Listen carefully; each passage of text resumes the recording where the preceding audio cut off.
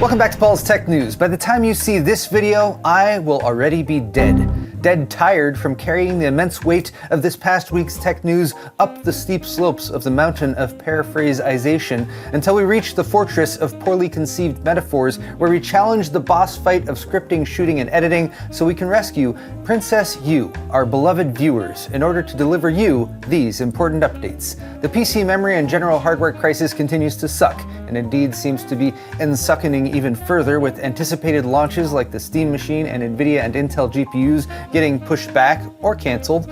But all hope is not lost, for with the prudent application of blinders and a bit of self-delusion, one can pick out a handful of stories representing positive progress in the battle against AI. Promised deals being walked back, companies actually listening to their customers who don't want AI and everything, and potential future tech that might help mitigate the trend of AI data centers consuming both all the PC hardware in the world and the ragged remaining scraps of our souls. And with that, this week's quest begins, and may the way of the hero lead to the tech news. Excellent!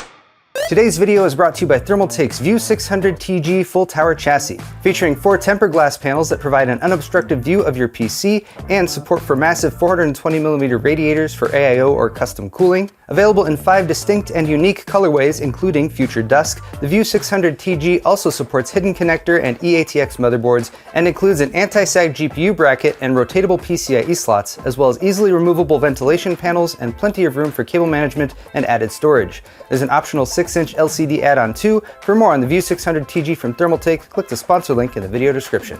There's a lot to cover today, so we're going straight into tech briefs mode because time is of the essence. You probably don't need me to tell you that the RAM and general PC hardware shortage/crisis is ongoing and far from over, but there are further details to help you process your grief. Research firm Counterpoint published an analysis warning of an unprecedented and record-breaking surge in memory prices from Q4 2025 to Q1 2026, with 80 to 90% increases on top of pricing late last year that was already on the rise, furthering concerns that consumers will soon be priced out of owning their own PC. When questioned regarding the health of the client segment, as AMD calls the consumer side of their business, CEO Lisa Su was basically like, nah, fuck 'em. Even in that environment with the PC market down, we believe we can grow our PC business. And our focus areas are enterprise. Just continuing to grow, sort of at the premium, higher end of the market, because the consumers, don't have any money, so they can eat a bag of dicks while we continue to pump our stock price. Meanwhile, major PC manufacturers and system integrators are scrambling just to get a hold of any RAM sticks they can, and now HP, Dell, Acer, and Asus are working with Chinese memory fabricator CXMT, who was actually touting lower prices in the past week or two, and they're gone. As apparently CXMT also realized that they can sell their products for more money to increase their profits. Also, raw materials like copper, tin, and aluminum are spiking in value, probably not representative of some global economic problem or anything though. I blame Der Bauer. Look at him, all smug there with his copper plate. Next, we'll cover broader impacts of the hardware shortage, and just to confirm, I'm getting past the crappier side of the tech news first. The second half of today's show will be a bit happier. Valve announced the Steam Machine mini PC and Steam Frame VR headset back in November, and it all looked pretty cool, but it was also right as RAM prices were spiking, so many were immediately concerned about the lack of pricing or launch date, and Valve validated those concerns in a news post Wednesday, essentially confirming a delayed launch, although they still claim they'll launch in the first half of 2026 as originally announced, which is a good example of why hardware launch timeframes are often quite vague, so as to provide maximum wiggle room. Still, when we announced these products in November, we planned on being able to share specific pricing and launch dates by now, Valve says, so they're acknowledging things aren't rolling out as planned. So we still have no firm price or launch date for the Steam Machine, and Valve is joining other system integrators like Power GPU in signaling to consumers that, hey guys, we will probably need to make things more expensive, and we really have no other choice. And then there are GPUs, which also use memory, albeit VRAM, and we apparently have updates from Nvidia managers on the RTX 50 Super and RTX 60 series, as reported by The Information. But since I'm not a high-powered tech and business leader who subscribes to their news service, We'll rely on the article's transcription on Reddit. While unconfirmed by Nvidia, this report seems to verify that the RTX 50 Super refresh was planned for Q1 2026, but in December, Nvidia managers changed plans due to global memory shortages. The article claims that now Nvidia will not release a graphics chip for gamers at all in 2026 for the first time in 3 decades, and no new timeline for the 50 Supers has been established. Furthermore, the next-gen RTX 60 series, which will be Rubin-based, was originally scheduled to begin mass production at the end of 2027, and as the wording implies, Nvidia may seemingly not do that, which would indicate that there will be no RTX 60 series mass production until 2028, assuming we make it that far, of course. Now, Nvidia's behavior here is somewhat expected, but another GPU disappointment surfaced in the last week of January that is perhaps more disheartening. Intel, whose Arc GPUs have at least provided some hopium to PC gamers who've long since grown tired of the Nvidia-AMD duopoly, was supposed to have announced the Arc B770 by now, and its absence was one of the bigger letdowns at CES last month. According to leaker Squash Bionic, though, who you just can't help but trust, the reason there's no Arc B770 is it's not financially viable, which is another way of saying Intel doesn't think they'll make enough money from it, and they'd instead rather build pro GPUs they can sell for workstation and enterprise use at higher profit margins. I don't think it's going to launch anytime soon, if at all, says BioSquash, and assuming he's not completely out of his gourd, many have now written off the B770 completely. Okay, all that news sucks, so let's pull a quick U-turn and cleanse ourselves with something more optimistic. For instance, given how many reports there are of failed PC hardwares, whether it be melting 12V 2x6 GPU power connectors or 9800X3D CPUs dying in ASRock motherboards, or was that Asus? But any article that highlights a single dead component or even a handful of them is presenting anecdotal evidence that might not actually represent real-world failure rates. So when a system integrator who builds thousands of computers shares their reliability data, I'm interested. And Puget Systems up in Washington just did that, though even they prefaced the report with details on their testing and QC methods, which I'm sure everyone will read since it's linked in the description. Never mind that though, in 2025, the most reliable CPUs for Puget were all of them, with Intel Core Ultra 200S and AMD Ryzen 9000 processors having almost identical fail rates at about 2.5%, with Intel's 265K taking the best individual record with only 0.77%, and Ryzen 9000 X3D CPUs surprisingly doing better than the whole 9000 series at 1.51%.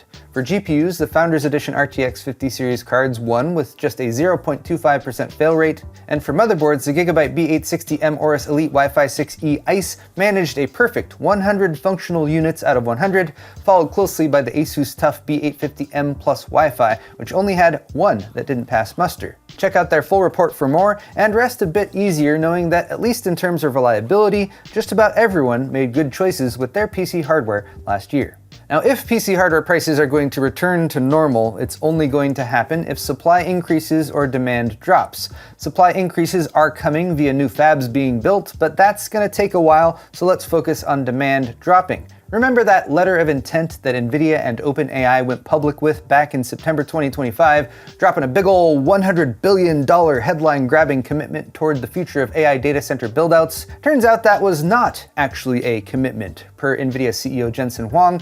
We never said we were going to invest $100 billion in one round.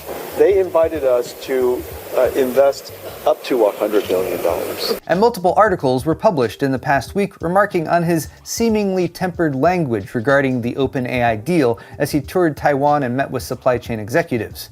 He's now saying, "We will invest one step at a time," and maintaining a more vague, "it will be our biggest investment ever" stance, versus reiterating the $100 billion not actually a commitment number that drove Nvidia's stock prices to all-time highs and a $5 trillion plus market cap back in October. But smoke can be blown both ways, it seems, as the vague, non-committal language seemed to cause a sharp drop in stock price when markets opened Monday, but of course it has since recovered. Still, bad news for AI buildouts is good news for PC hardware availability for us normal consumers, so I hope Nvidia continues to let the truth slip out. If you've used computers or technology in the past year or two, you've probably been inundated with helpful AI tools added to just about everything, from Windows, Paint, and Notepad to every single Google search, whether you like it or not. But what if you don't like it? Consumer sentiment seems very anti-AI recently based on my experience, and it seems at least one company has recognized this. Good guy Mozilla, developer of Firefox, the browser that still lets you use legit ad blockers like uBlock Origin, but a browser that is also susceptible to AI creep, announced in a blog post Monday that AI controls are coming to Firefox, meaning they're making an off switch for AI, at least in your browser. It will go live with Firefox version 148, rolling out on February 24th, with a toggle to block all AI enhancements or individually turn off things like translations, alt text, or the AI chatbot sidebar. It's a small victory over AI, but still much appreciated. And side note, Firefox also has reader mode that lets you completely decrapify web pages to actually read the text, that can even get rid of splash overlays demanding that you sign up or provide personal information to continue reading. Yay, Firefox. On the future technology front, we have some tentatively exciting info from WD about hard drives? This must be a typo. Hard drives haven't been exciting since the Raptor drives back in the early 2000s.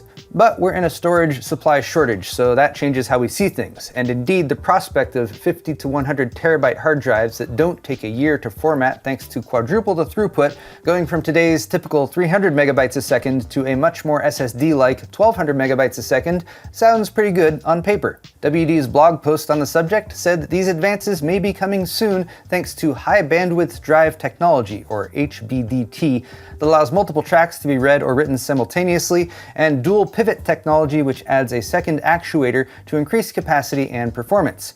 It's unlikely this will do much to improve random access times in the way SSDs do for consumer PCs, but for data center use where long sequential reads and writes are common, it's a big upgrade, and if data centers have another storage alternative, it may help ease demand. Now, that's several ifs, and WD of course made no promises about when drives with this new technology will launch, but you gotta dig a bit to find positive tech news in 2026. Something that hasn't been delayed this year yet, and that might provide a big relief from the hardware shortage, at least by way of distraction, is the launch of GTA 6, perhaps the most anticipated game ever, which still has its console debut planned for November 19th, 2026, with the PC version presumably coming sometime in the decade following. In a refreshing interview with GamesIndustry.biz published Tuesday, Take-Two Interactive CEO Strauss Zelnick said generative AI, aka AI slop that is slowly rotting away the internet, is not being used by game developers. Specifically with regards to GTA 6, generative AI has zero part in what Rockstar Games is building. Their worlds are handcrafted, said Zelnick, which is good to hear, but it should also go without saying, given how ridiculously profitable the GTA franchise is, they have no excuse to be cutting corners with AI when it comes to game design. Where they have been using AI, apparently, is for internal tools and workflows to speed up production, which would explain why GTA 6 has been delayed multiple times so far, moving from fall 2025 to May 2026 to now November. I sure hope it doesn't suck. But there you have it, guys, tech news for the week, and if you liked it, click that like button or leave me a comment down below. While you're down there, all of the articles I talked about today are linked in the video's description if you're interested, and you can check out my store at paulshardware.net for high-quality merchandise, t-shirts, hoodies, beer sets, and more. Subscribing to my channel is always a good call too. Thanks again, everyone, and we'll see you next week.